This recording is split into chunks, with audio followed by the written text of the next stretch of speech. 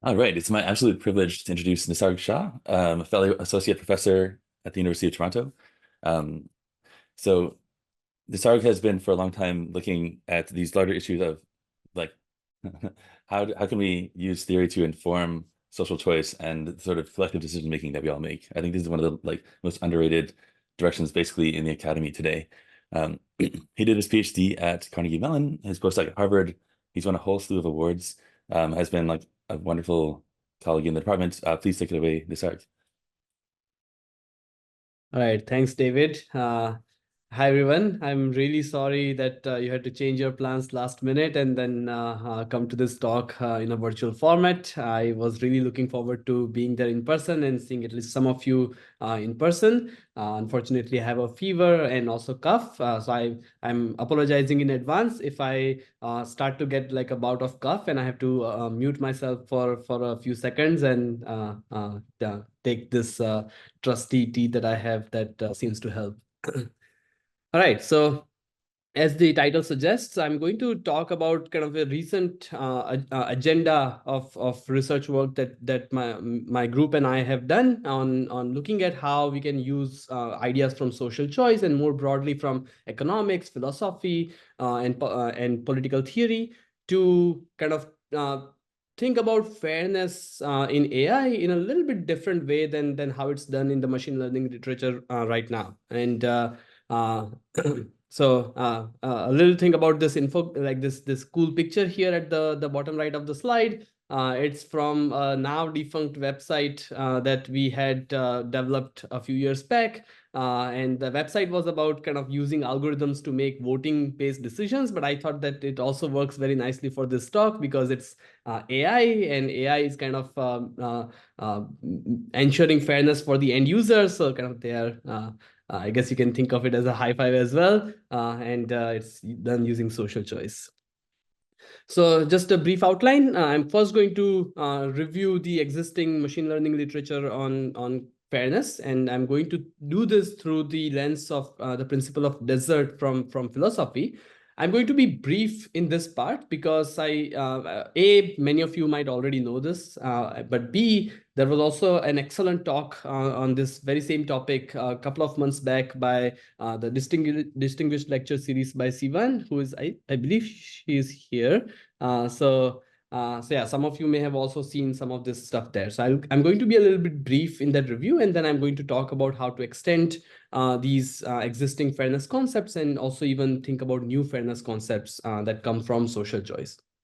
So fairness is really, it doesn't even need kind of too much saying nowadays that fairness is really important when AI is in charge of making decisions, and this happens in today's era in a lot of different domains, and some of them are very high stakes. Okay, so people are really concerned about how these AI systems are treating different individuals or different groups of individuals and whether they are being treated fairly or equitably. And we are going to try and define some of these concepts as we go along. But one thing I want to point out is that while fairness is a topic that kind of boomed in the machine learning literature starting, one can say no earlier than 2010, there is a long line of work about thinking about fairness and what fairness means in different applications that exists in the social choice literature that goes back to at least 1950s. Okay, and so this is the mathematical work on algorithmic fairness that goes back to 1950s. If you think about the conceptual work on fairness coming from, say, philosophy, then it goes back even much further than that. And today, this research is still being carried on by myself and my colleagues, and we are all kind of sitting somewhere at the intersection of AI theory and economics, and this is where this research is still being published. But my goal is not to kind of dive too much into the social choice research, but rather to say more about how this can kind of help us re-envision the fairness definitions in AI. All right, so let me briefly review the FAIR classification setup. And this is going to look a little bit different than how you may have seen it if you have seen solely the group fairness definitions like demographic parity and equalized odds, where you may have seen a lot of probability that the classification outcome is 1, given conditioned on the sensitive attribute being equal to 1. So you may have seen a lot of these conditional probabilities and then equating these conditional probabilities. Here it will be the same definitions, but it will be written in a slightly more broader setup that also allows including some other definitions such as this metric individual fairness that you see on this slide, which don't quite fit into that kind of conditional probability framework. Right, so the most basic setup we can think of is that there is a population of individuals where each individual I is represented using some data point xi in some, let's say, high dimensional space. And then your classifier is a function f that applies to this data point and then produces a classification. And the classification could be binary, could be multi-class, could be hard classification, soft classification. There are a lot of possibilities here. And already in this very broad framework, you can define this very nice notion of metric individual fairness. That was one of the first notions to be defined in this line of work, going back to 2012 by this paper of Dwork et al. And it usually makes more sense when you think of f of xi to be a multi-class soft classification. So just to kind of keep an example application in mind, think about a university that's conducting a job fair and it's trying to assign students to interviews for different companies. Okay, and so each student is assigned a probability for interviewing at company A, a probability for interviewing at company B, a probability for interviewing at company C, and so on and so forth. So it's a d-dimensional real valued vector that's being returned. May or may not think of this as classification, but one can think of this as a soft classification, soft multi-class classification. So what's the definition of this fairness guarantee? It says that the application designer has to specify a distance metric d, which can take the data points representing any two individuals, xi and xk, and then output how different these two individuals are in terms of what really matters. Okay, so if you look at two students, and if you believe that their grades in, let's say, kind of certain courses should matter more, courses that are in their core discipline, then kind of the courses that they take outside of their discipline should matter a bit less, and maybe kind of their extracurricular activities matter a bit less. You can kind of coalesce all this knowledge into a single number, and that becomes your distance metric. And this distance metric d is given as input to the fairness definition, and then the fairness definition demands that if you take any two individuals I and k, then the distance between the classifications that are given to them should not be more than some lambda factor times the distance. So the high level principle here is to treat similar people similarly. Okay, so if there are two individuals that are not too different, they have performed relatively similarly, they have similar grades, similar extracurricular activities and whatnot, then their classification shouldn't be too different. Okay, because otherwise that could be considered as discrimination. All right, so that's a notion of individual fairness, but then people have also defined group fairness, where you think about not discriminating between groups of people rather than not discriminating between individuals.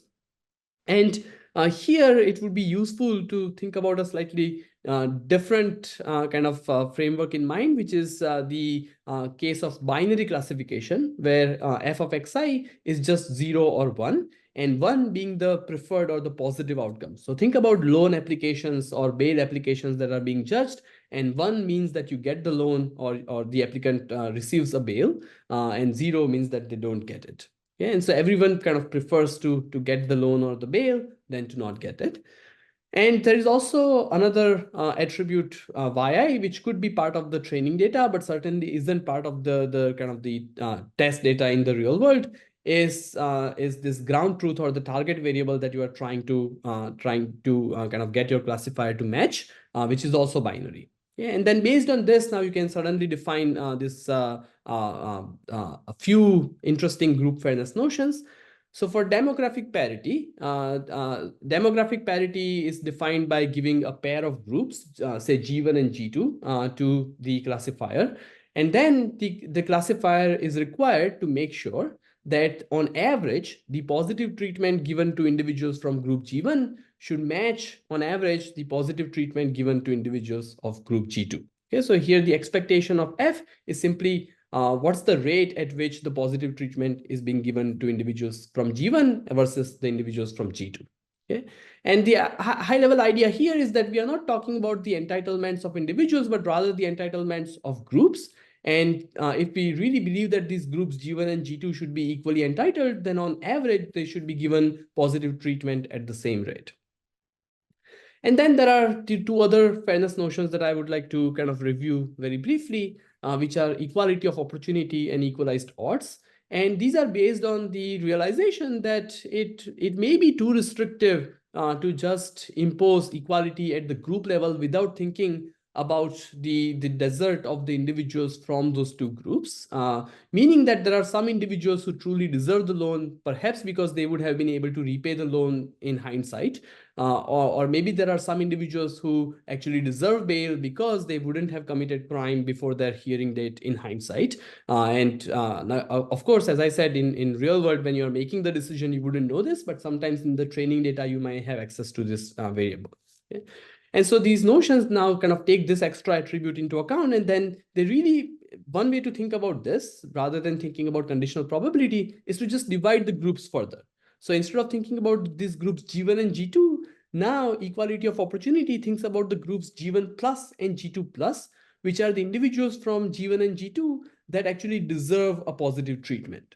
Yeah, so there's this kind of extra information on whether or not an individual deserves a positive treatment, and then you combine that with your group information to create these two new groups. And then equality of opportunity says that these are the two groups that are equally entitled, and I want the positive treatment rate to be equal for these two groups. And equalized odds goes a little bit further, says that not only G1 plus and G2 plus are equally entitled, but also if you think about G1 minus and G2 minus, which are the individuals which are non-deserving individuals from the two groups, they should also be given positive treatment at the equal rate. So if your classifier is making a so-called error, then it shouldn't make kind of more errors, more false positives in one group than in another group. So one thing that I would like to highlight is that all of these different fairness notions, they really embody this principle of desert from philosophy that goes all the way back to Aristotle, who wrote in one of his write-ups that all men, that era, I suppose everything was just men, all men agree that what is just in distribution must be according to merit. So people should be given treatment that matches their merit.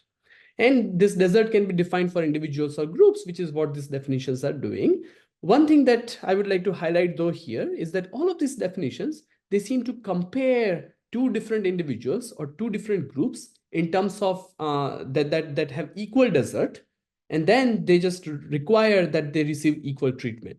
Okay, there is another way to use desert, which we haven't seen yet, where you actually quantify the desert of an individual or a group. You say exactly this is how much an individual deserves, or exactly this is how much a group deserves.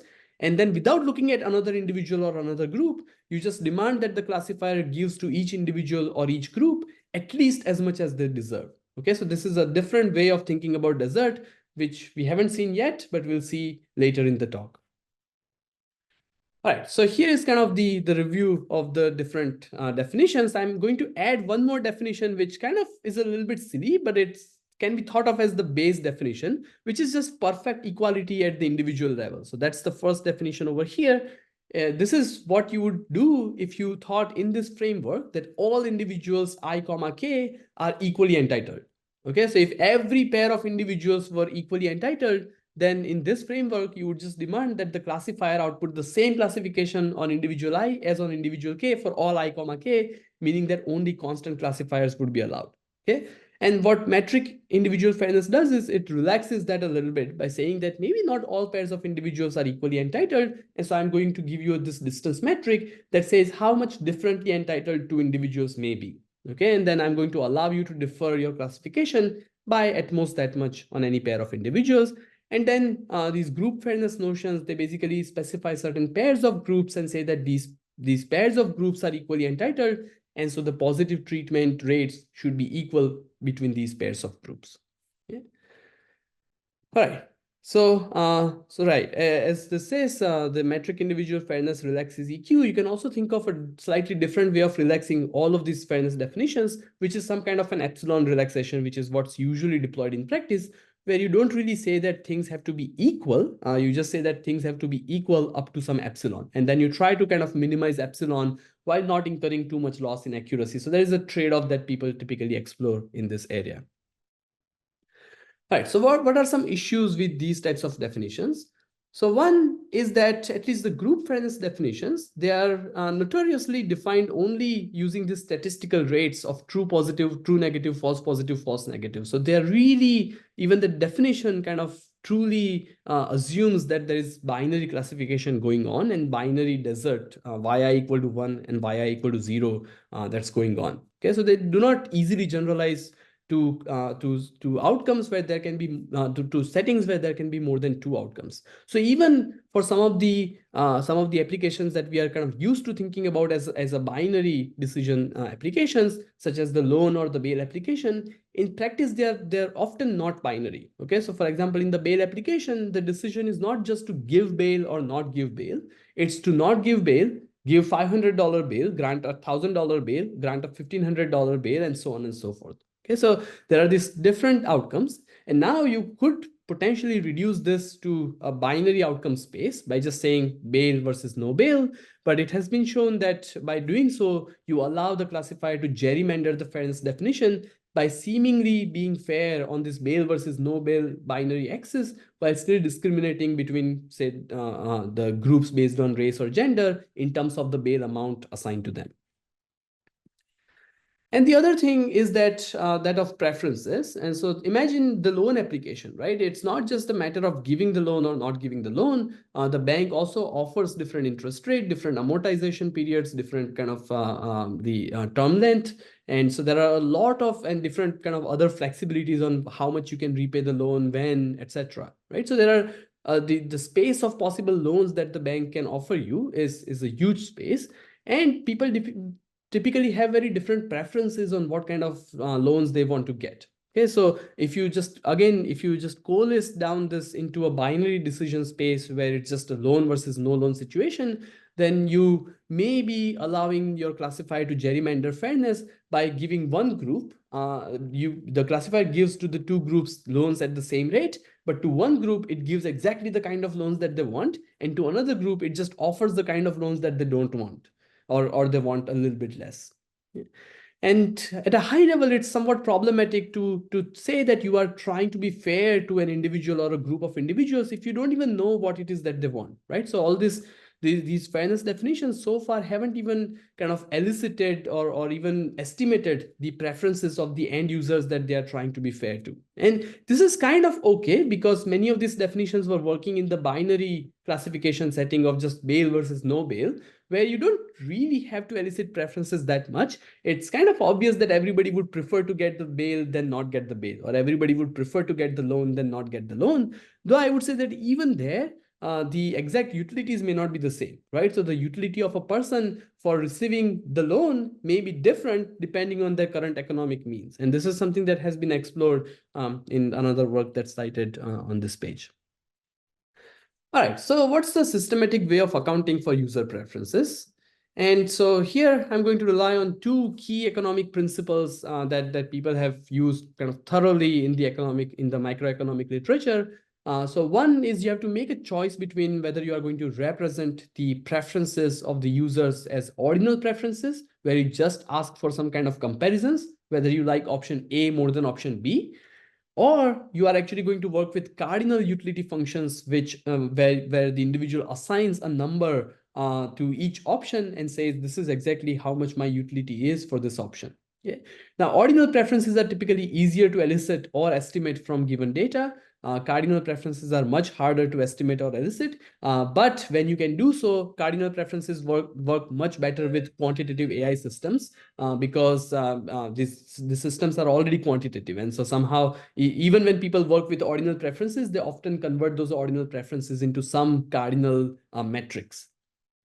But the other principle that's much more important, and I see being violated much more often, is this principle that says no interpersonal comparisons, meaning that you should not compare the utility of individual I for something to the utility of a different individual K for something else, okay, or even for the same thing. And the reason is that these two utility numbers may not even be on the same scale, right? So I might be, if you ask me kind of what's my utility for a certain candidate becoming the Prime Minister of Canada, it's hard for me to express a number. But if you ask me kind of a bunch of different outcomes, I can maybe start to express some form of intensity where I can say maybe this option seems like twice as good as this other option, but not too much more than that, right? And so based on these kind of comparisons, you can start to estimate the scale of, you can start to estimate the relative intensity of my preferences, but there is no scale to this, right? And another kind of example that's common in economics is that one person might express their utility in terms of the number of pizzas that they would be willing to sacrifice, and another person might express their utility in terms of dollars, and then these may not even be on the same scale. So for a variety of reasons, it's generally not a good idea as much as possible to compare the utility of I to utility of K. What you should do is to compare the utility of I for some option A to the utility of the same person I for a different option B. Yeah. All right, so based on this principle, the gold standard fairness notion in economics, when all individuals are equally entitled, is considered to be envy-freeness. And here is the definition of envy-freeness. So now what I'm going to do is I'm going to use the cardinal utility functions here. There will be a utility function ui for each individual I, which will take as input the classification outcome, any classification outcome, not necessarily the one that's assigned to themselves, and throw out a number that's how happy this individual would be under that classification. And envy-freeness says that for all pairs of individuals I comma k, the utility of individual I for their own classification outcome f of xi should be at least as high as the utility of individual I for the classification outcome given to individual k. David, you have a question? Yeah, just a very basic one.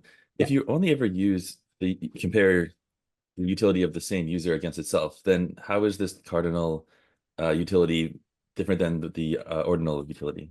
Good question. The cardinal is different than the ordinal just because there would be trade-offs that you would have to make at the system level. So for example, I may be willing to I may be willing to double the utility of one individual if it only kind of reduces your utility to 75% of what it was before.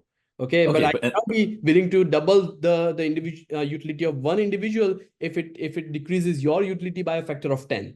Okay, again, this only makes the comparison kind of, it never compares your utility as an actual number to another person's utility as an actual number. It only takes kind of ratios which are now unitless and then compares those ratios.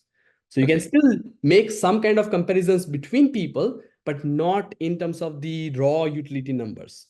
Okay. Yeah. Thank you.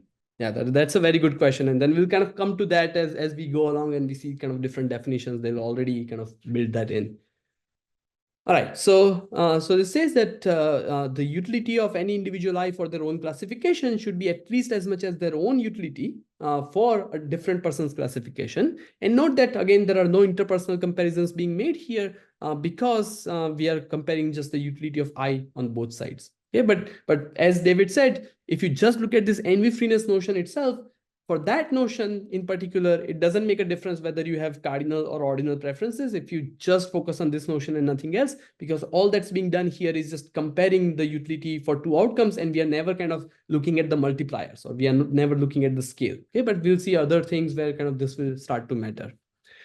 All right, so it will be useful for me to just write NV I comma k as kind of the difference between my utility for your outcome minus my utility for my outcome. And then this says that the NV has to be non-positive. I shouldn't envy you at all. And this really, if you think about it, if you recall that very strict criterion of perfect equality at the individual level, which said that because all individuals I comma k are equally entitled, the classification outcome should be exactly the same between those individuals. In one sense, you can think about envy-freeness as embedding preferences into that definition. Okay, so you can think of this f of xi equal to f of xk as really saying that f of xi should be quote unquote greater than equal to f of xk, and f of xk should be quote unquote greater than equal to f of xi. And then it applies the utility function of individual I to the first part of that equation, and applies the utility function of individual k to the second part of that equation to say that ui of f of xi should be more than equal to ui of f of xk, and uk of f of xk should be more than equal to uk of f of xi. Okay, so it really just kind of embeds preferences into that perfect equality definition.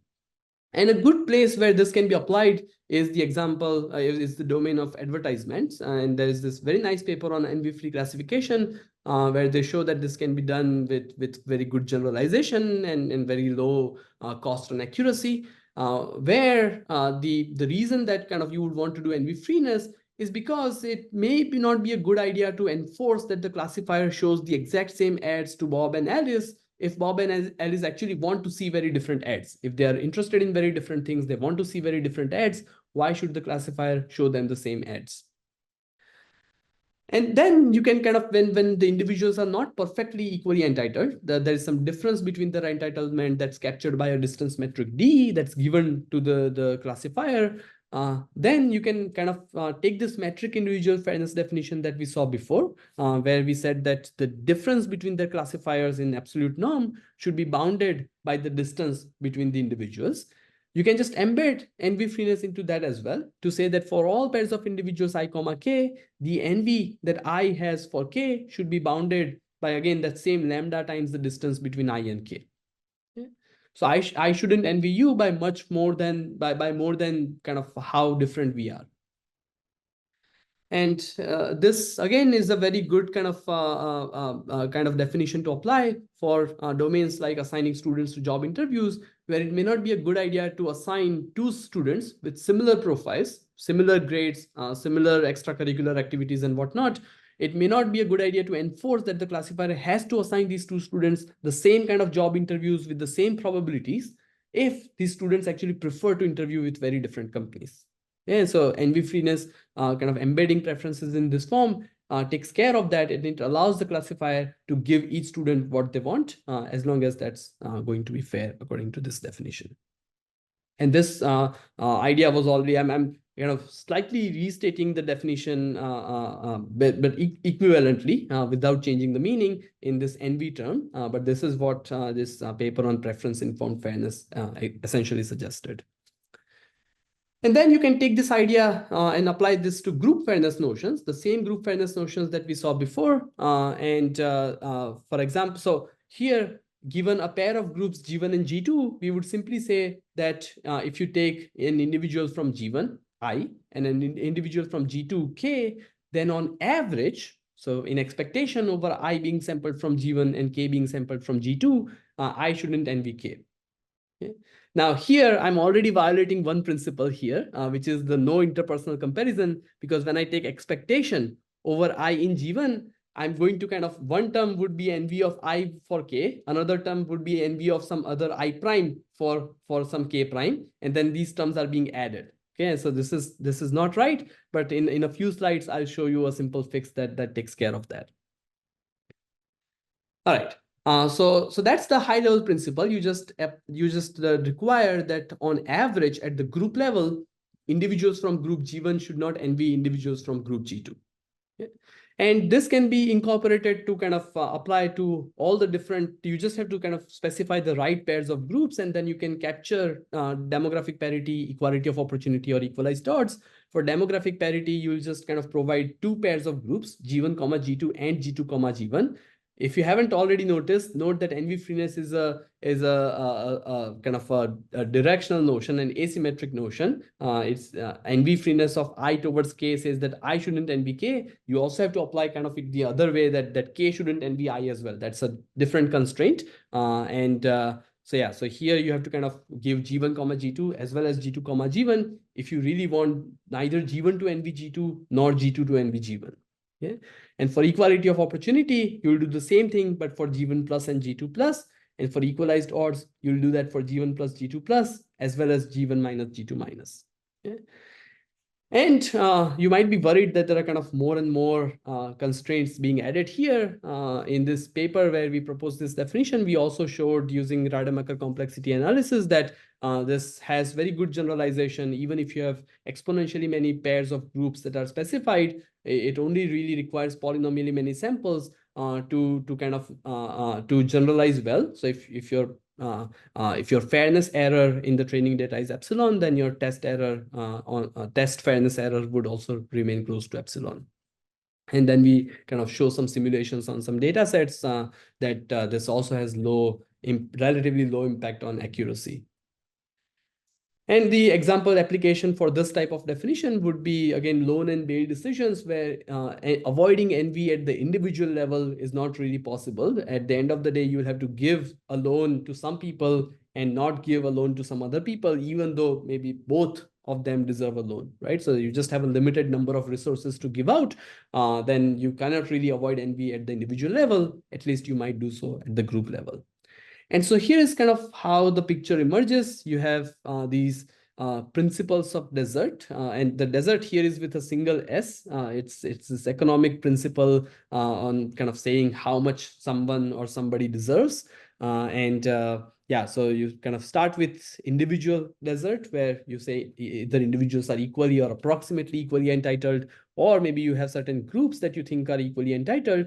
And the idea is that instead of just trying to directly work with the classification outcome, you should think about how much the users prefer those classification outcomes, and then build your fairness notions based on that. And then this really gives a nice way to kind of generalize not just these definitions, but also some other definitions from the literature. You just have to replace kind of f of xi with ui of f of xi, but you have to take care of sometimes also having to use ui of f of xk.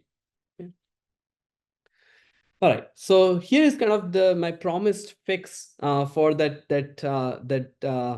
kind of bad usage of the expectation of envy. And this the formal term in economics for this is the independence to individual scale. Okay, so this is another key axiom that says that while we don't really specify a unit for utility, it may be a quantity that may have units. For example, the utility function of individual I may be expressing everything in dollar value, while the utility function of some individual k may be expressing everything in terms of the number of margarita pizzas that they're willing to sacrifice, maybe because they are not perfectly kind of comfortable expressing everything in dollar value. And so the scale of this is completely arbitrary, right? So you can say number of pizzas I'm willing to sacrifice. You can also say number of pizza slices I'm willing to sacrifice, and now suddenly everything gets multiplied by 8, right?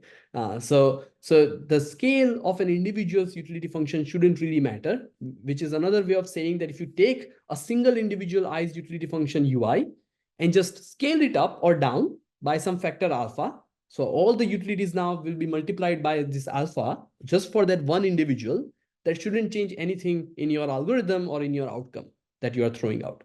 But this will not be the case with the current definition of envy that we are using, because if you really kind of try to, even for some of the previous definitions like the preference informed fairness, if you look at this definition, here there's already a problem because this envy on the left-hand side has units.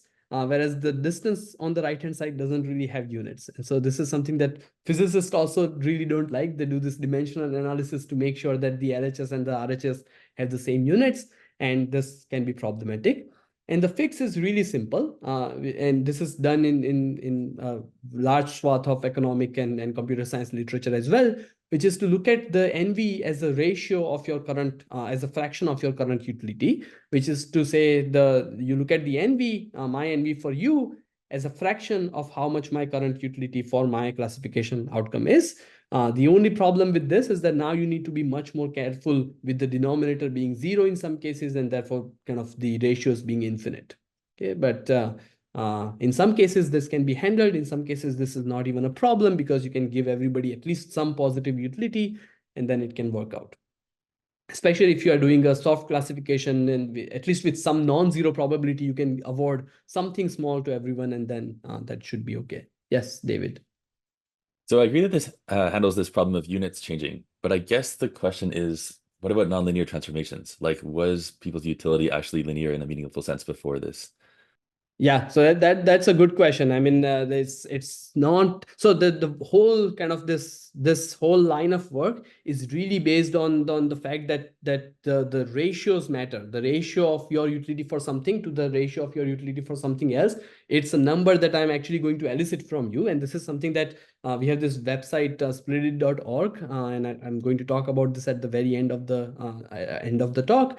But there, kind of for one of the applications, the actual way that we elicit user preferences is to exactly say this, and this is done for task allocation. So if you are kind of, let's say, assigning household tasks to roommates, then you ask each roommate between washing dishes and mowing the lawn, which of these two tasks do you prefer? And if you prefer washing dishes, then how many times would you be willing to wash dishes in order to not have to mow the lawn?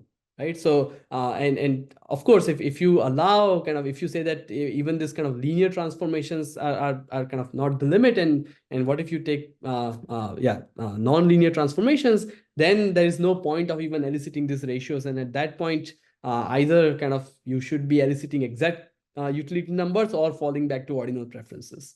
So this is only for the case where you believe that the ratios actually do matter and do mean something. Okay, but yeah, that sounds reasonable. Thank you. All right. By the way, everyone else, feel free to raise your hand and ask questions. Yeah. All right. So one thing that I would like to emphasize is that this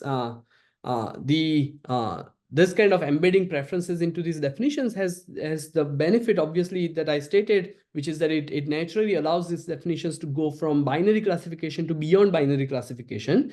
Now, these definitions of kind of preference-based demographic parity or equality of opportunity, etc., they don't really have to stay within the realm of binary classification. You can ask people for their utilities for kind of getting this type of loan versus getting that type of loan versus getting a different type of loan versus not getting a loan at all.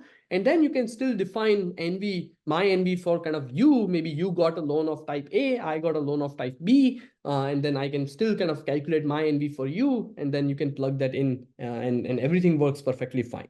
And if you really want to kind of recover the original notions, you can restrict yourself to the binary classification, and you can restrict yourself to the individuals having binary utilities, where they just have utility 1 for the positive outcome and 0 for the negative outcome. And then these definitions of this NV-based kind of group fairness definitions would exactly coincide with the original non-NV-based kind of machine learning fairness definitions. So in that sense, this is in fact a true generalization of those definitions in a way that kind of systematically takes the preferences into account and naturally generalizes to kind of beyond binary settings. All right. So this is all well and good, but NV freeness has its limitations as well. And one of the major limitations is that this is only applicable when individuals receive their own personal outcome. Okay, so in classification, it's very nice. I receive a classification outcome, you receive a classification outcome. So I can compare my utility for your outcome versus my utility for my outcome. But what if you have a setting such as, say, federated learning, where a group of agents get together, they kind of share their collective data distributions, and then they collaboratively learn a single model. And let's say this model is captured by parameters theta. Then all we have is the single outcome theta that this group of agents collaboratively learned. Now you can define UI of theta, but there is no UI of theta I versus UI of theta k that you can talk about. Okay, so it's not that each individual is learning a different kind of, is being given a different outcome. And this is also a problem in many of the social choice settings, such as voting, right? So if the citizens of a country get together and elect let's say, the president of the country, then it's the same outcome that applies to everyone. So it's not really clear what we might mean by saying that I envy you, even though your preferred candidate may have become the president and my preferred candidate didn't. Okay, because I can't really talk about my utility for your outcome versus my utility for my outcome. So I'm going to kind of handle this limitation by looking at a completely different notion that the social choice literature offers. But here's a teaser trailer with my student Surush Abadian and colleague Rupert Freeman. And Surush actually is in the audience today. We just uploaded a manuscript that's currently under review, where we propose a natural adaptation of NV freeness to these types of settings, which we call individual harm ratio. And we show that this is also broadly applicable. You can apply it to classification, clustering, all of these problems as well.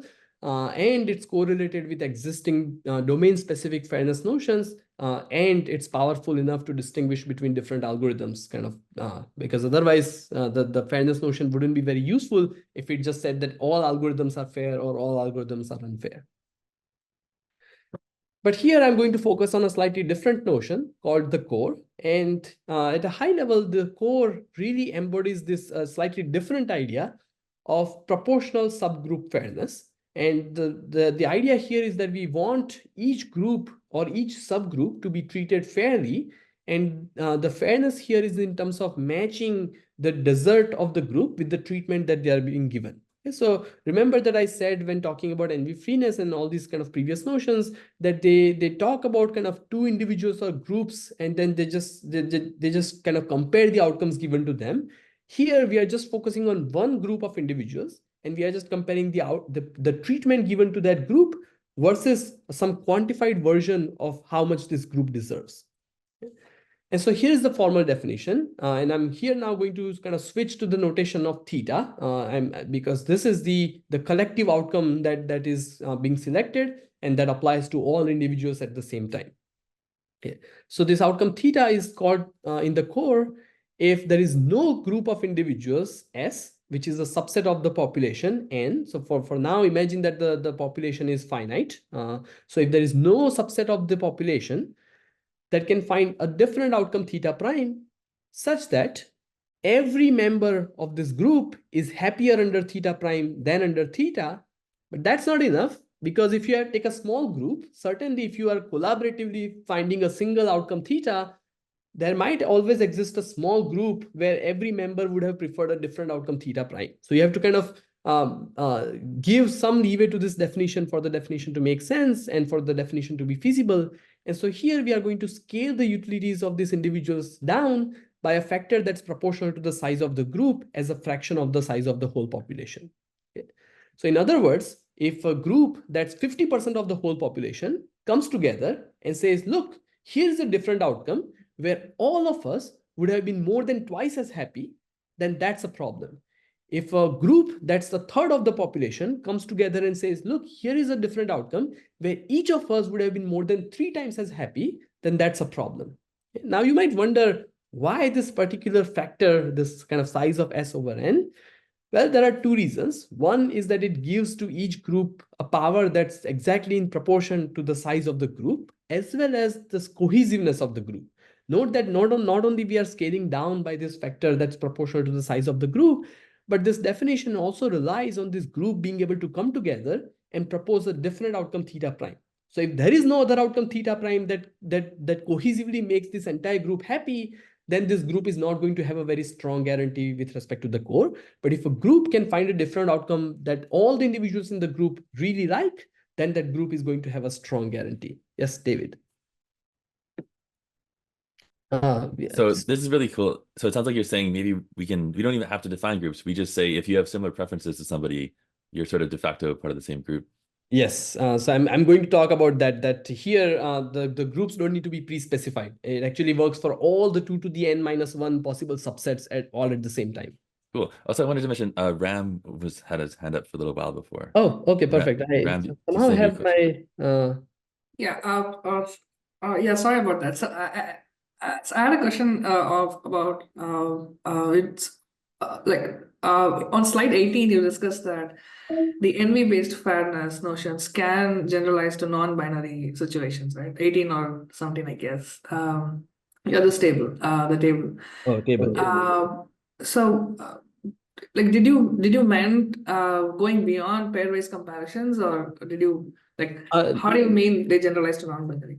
Right. So it's still doing a pairwise comparison at the individual level. It's still kind of comparing individual I to individual K. But now the classification outcome can be non-binary. So right. So you don't have to restrict yourself to saying that the decision is just to give the bail or not give the bail.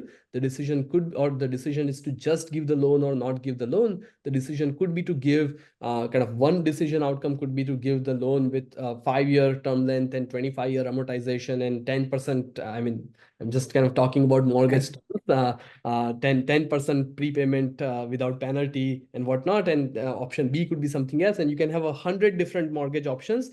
and a 101st option that says, no, I'm going to deny the mortgage. And then you can really kind of get the user's preferences over all these 101 options. And then you can still apply that definition. Whereas the previous definitions that really rely on being able to define the true positive, false positive, true negative, and false negative rates, which you cannot define over the space of 101 possible outcomes. And really, Thank you. in this space of 101 possible outcomes, if you don't really ask the users which of these outcomes do you prefer, I mean, the only definition of fairness that would make sense is to just say that two individuals that deserve the same should get the same outcome, right? And that doesn't make sense. Why should you and I get the same mortgage if we have very different preferences over what kind of mortgage we want to get? Yeah, that's a cool approach. Thank you. Of course, thanks. All right. Okay, so another good reason for this factor of size of S over N is that in many applications, it's easy to show that this is the best factor for which the core can be kind of an outcome in the core can shown to be provably exist. Okay. All right, so what are some applications? You can think about classification again, but now, so this setting of collectively choosing an outcome theta, you don't have to think of that as a different setting than what we were previously seeing, where each individual receives their own personal outcome. This is actually a more general setting, because in the classification setting, you can think of the entire classification function f as the outcome theta, right? And you can still apply this definition there. So this is a strictly more general setting. And so this certainly applies in settings where each person receives their own personal outcome as well. And so in classification, this has been explored, and this has the nice kind of property that it gives high utility to large groups that are easy to classify. So the guarantee of a group would increase not only when the group is large, but also when the group admits a nice and easy classification that classifies that group particularly well. And same goes with federated learning, where this has been explored, where this will give a better guarantee to groups that are not only large, but also groups whose agents have similar data distributions. And therefore, that they would actually have a model that would make all of those agents particularly happy. Right. Now, there is a slightly different definition of the core, where if you're not comfortable with this kind of scaling of the utility, and by the way, David, going back to your question, this is where the actual scale of the utility is now going to matter, right? So for NV freeness, we said that because we are only really doing comparisons between kind of utility for one outcome and utility for another outcome, you may as well use ordinal preferences. Here, you would really need the cardinal values, because now we are kind of scaling these utilities by some number. But if you're not comfortable with that, in certain settings, you can do something slightly different, which is that instead of letting this group of individuals choose any outcome that they want and then scaling their utilities down by this factor, you can restrict what kind of outcomes this group can choose based on what the entitlement of the group is. And this is easy to do in settings where there is a natural scalar number that represents some kind of resource that is available. So for example, in clustering applications, when the algorithm is able to place k cluster centers, this k can be the total amount of resource. And now, instead of scaling the utilities down, so instead of allowing this group to place k cluster centers and then scaling their utilities down, you might just restrict the group to only place a proportional number of cluster centers, which is k times the size of S over the size of N. And now you don't have to play around, kind of do anything with the utility. You can just compare their new utility directly to their old utility. And I'm talking about utilities here, but you can also kind of think about costs rather than utilities. And so this is something that my student Avi Mika, who is also in the audience today, and I explored in this setting of clustering. And so typically when you think of clustering, let's say one of the example applications is the facility location. So you may have the locations of the residences of 900 individuals in a town. And so you know this data, you know where they live, and you want to build 3 hospitals in this town. And if you typically apply any clustering algorithm like k-means, what it would do is it would take it would take the residences of these 900 people, and it would say, how can I find clusters among these residences? And it would basically find these 3 clusters: a yellow cluster, an orange cluster, and a blue cluster. Okay? And so these are kind of the 3 clusters that it would find. And if you use this as your kind of method for facility location, you would end up building one facility that will be used by these 600 people in the yellow region, one facility that will be used by 200 people in the orange region, and one facility that will be used by just 100 people in the blue region.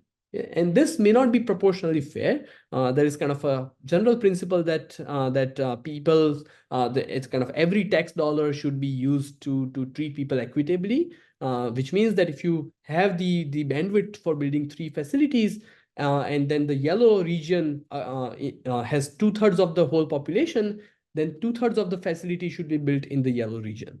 Okay, and so what we want in this kind of proportional fairness, or something that the core would demand, is that 2 of the 3 facilities be built in the yellow region, and then 1 facility be built somewhere between the blue and the orange region. And theoretically, the setup is very simple. You have this setting where you have a set of data points. Each data point is an agent. You want to place k cluster centers. And then once you do that, the cost of each agent will be the distance to the nearest cluster center. And the definition of the core is, as we said below, but as we said before, but now I'm going to do this resource scaling. And so I'm going to say that no group S should be able to unilaterally improve by placing only k times the size of S over size of n many cluster centers. Okay, so the algorithm gets to place k cluster centers, which can really drive the cost down, but I'm only allowing the group to place fewer cluster centers proportional to the size of the group. And even if by doing that, they can already improve, then that's a violation of this proportional fairness notion. Okay? And it turns out that this is too strong in this setting. You cannot always guarantee this. So people have looked for approximations where alpha core means that a group may be able to improve, but it should not be possible that each person in the group improves their cost by more than a factor of alpha. And so there was an earlier paper that showed that, as I said, the core clustering may not exist, but a constant approximation, in particular 2.41 core clustering, always exists for any distance metric D. And we had a paper a few years back where we showed that specifically for the Euclidean L2 distance metric, this approximation can be improved to 2. And then you can, if you kind of care about running time, then you can even do 2 plus epsilon in polytime. And another teaser trailer with Avi and some another collaborator, we have some really exciting new results for the non-centroid version of clustering, where you are not really placing any cluster centers in the metric, but you are just partitioning the data points into different clusters. Okay, so for that setting, apparently a lot of things change, and we have some really exciting new results that I would be happy to chat about offline. Sorry.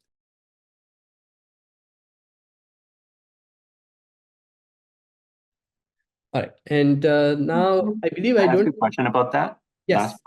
Yes.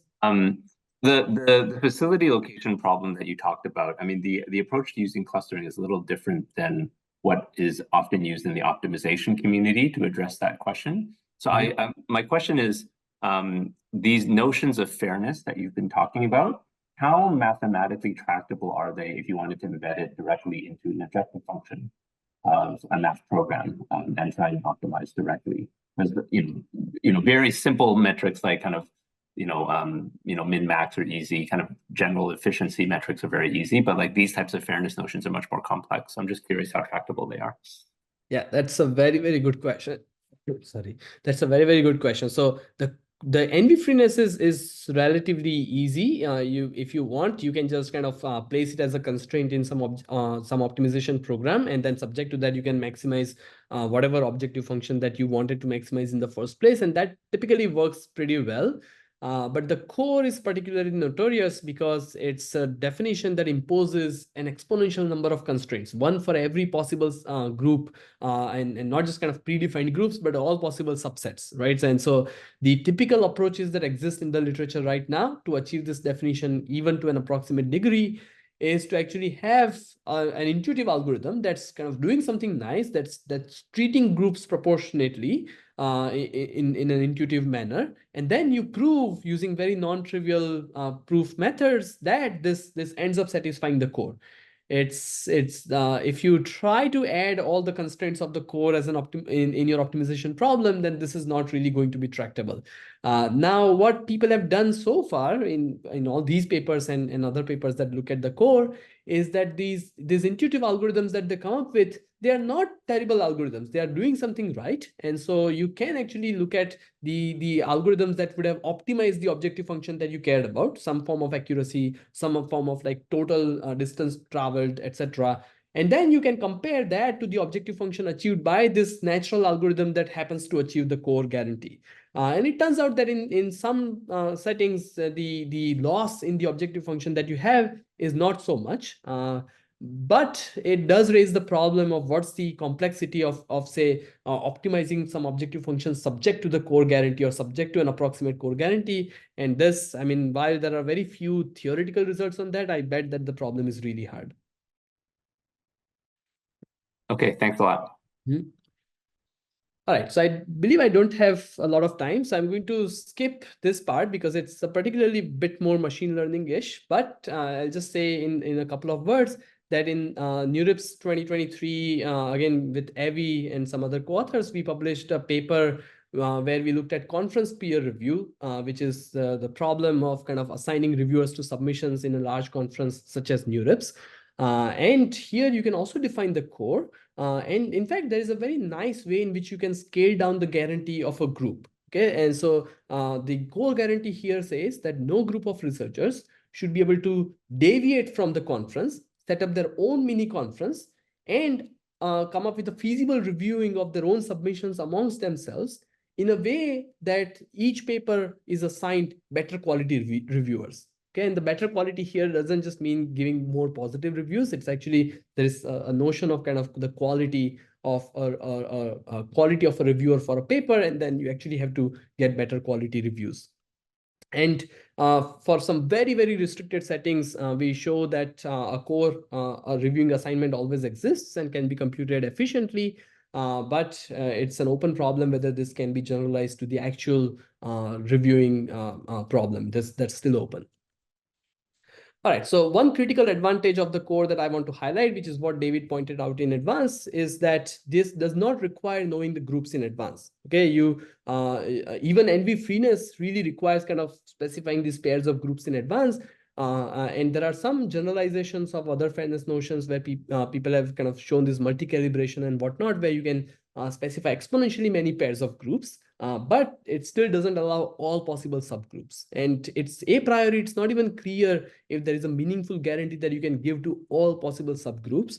And the reason why we might want to do this is that even if you just care about the protected attributes, the list of protected attributes might grow in the future. Even if, and maybe you don't even just care about the protected attributes, you care about kind of other groups that are defined based on other attributes. Or maybe some attributes that are important in practice are actually missing from your data set. So there are some groups or populations that are not even characterizable using just the different attributes or the features that exist in your data set. All right, so this definition of the core, one thing that I really like about it is that the same definition applies to a broad range of domain that goes from settings like clustering, classification, and federated learning in ML to settings beyond ML, such as voting and participatory budgeting and resource allocation and crowdfunding. It's the same definition that has been studied in all these different domains, and it provides kind of a unified way of thinking about fairness across all these different domains.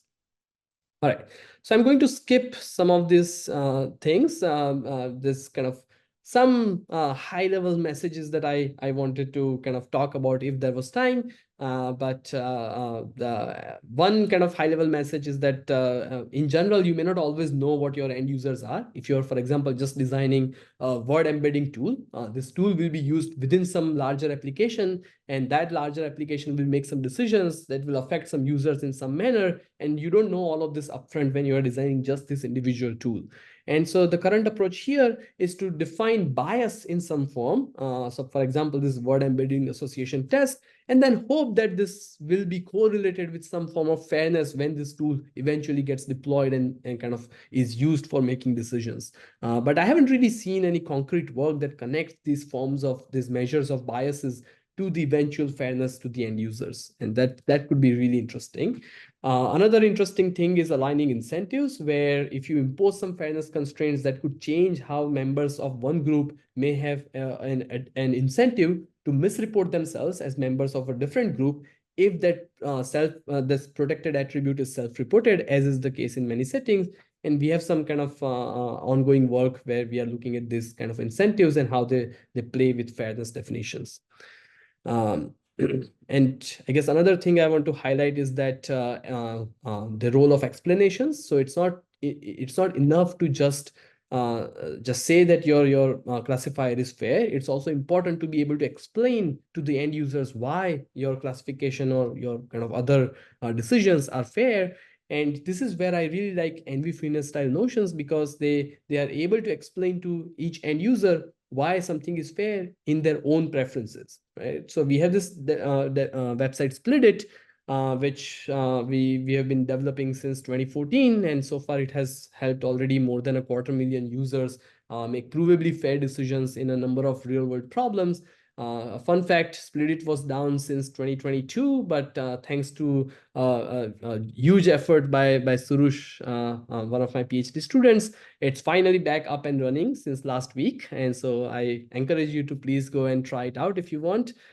And one thing that we do on Split is that we not only explain to the users before they engage with Split exactly what guarantee, in particular NV freeness, it is that we are going to be able to guarantee. But even once they use Split and they kind of get the results from their real world kind of problem instance, then we are able to explain to each user why this outcome is fair.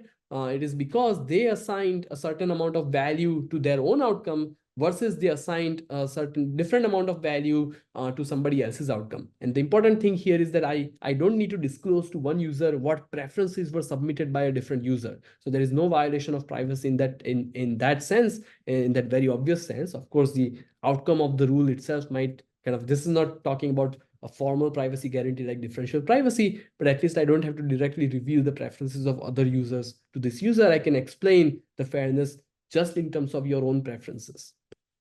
All right, so that's where I would like to conclude, and I would be happy to take any questions.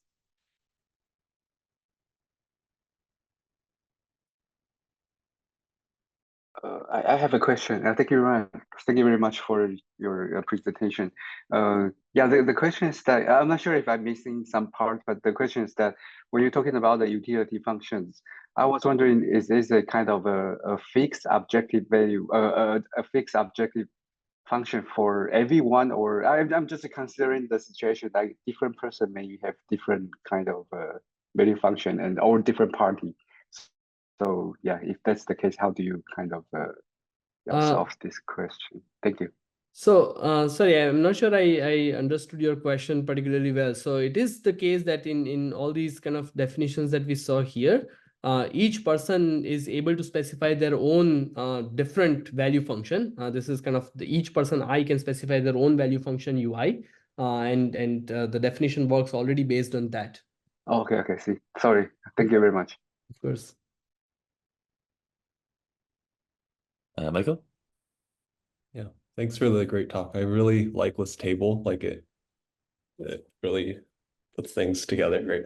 So I think you started alluding to this towards the end of your talk. Like if you're talking about the end user, and if we have something like an AI assistant like ChatGPT, people might have different preferences over like honesty or like helpfulness of a particular answer. So have you thought about how you might go about like incorporating these notions of utility or fairness in determining like how assistant should respond? Yeah, so that's a great question. So I typically think of that kind of a setting in this framework where there's kind of one common outcome that will be realized, which is this design of or kind of this behavior of this assistant that needs to somehow embed the preferences of the whole population or the values or the norms of the whole population in a manner that's proportionally fair. So the larger a group and the more cohesive their preferences, the more voice that they should have in how this agent behaves. And so I have been kind of brainstorming some ideas with some of my students around how to use social choice for AI alignment. It's one of the topics that I'm kind of excited to getting to explore a little bit more. And I believe that some of these ideas of the core, or even there is another definition that's formally named proportional fairness.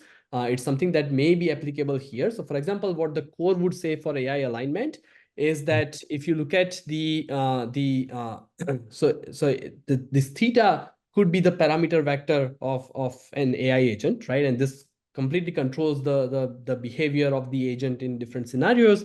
And once again, I mean, this may be really difficult to enforce, but at least on a principle level, what it would say is that there should be no other alternative possible design such that any group of the users, so that there should be no group of users or no subset of population of the world who would prefer a different type of AI agents, where they would be much more happier, even more than this kind of the scale, which is the fraction of the population that they are, than the current AI assistant. Now, of course, how to actually achieve this kind of a notion, even up to an approximate degree, for a setting that's that complex, where this theta could be kind of millions or billions of parameters, and kind of the space is very complex and the utilities are hard to estimate over such a large domain, that's completely kind of unexplored.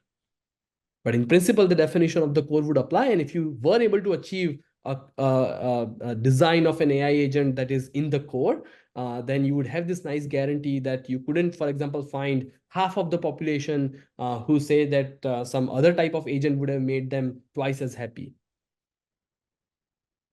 Right. Yeah. Thank you. And in general, I'm kind of I've been thinking about this in some other contexts as well. So, for example, there is this known issue with Google Translate where if you translate kind of from English, in English language center saying she's a doctor, he's a nurse, and then you translate to something like Hungarian, which is gender neutral, and then you translate back to English, then you get he's a doctor, she's a nurse. And for Google Translate, it's a deterministic system, so that makes sense. But then for something like ChatGPT, that's now a randomized system. So at least if you say something like fill in the blank with a pronoun, blank is a doctor, and then you click kind of regenerate many times, then you should be getting like a nice and fair distribution of he and she responses. It turns out that even if you crank up the temperature to the highest, and if you click regenerate 100 times, and I've done this, every single of those 100 times you get the response he. And one of kind of my conjectures is that this is happening because of the RLHF stage, where the training is still being done by this kind of the popular ERM method, where you just minimize the total risk. And that has the problem of this tyranny of the majority, where if 51 out of 100 people say that he is a better answer than she, then the system would not just output he 51% of the time, the system would output he 100% of the time, because he has a slightly lower risk than she. Okay, and so this idea of the core applies here as well. So that there was this paper on core in classification, which really kind of looked at this issue, where if you design a classifier by minimizing empirical risk, then it has this tyranny of the majority issue. Whereas if you design a classifier that's in the core, then it's going to kind of do things in proportion to how much people want it. And so I'm happy to kind of chat more offline on this.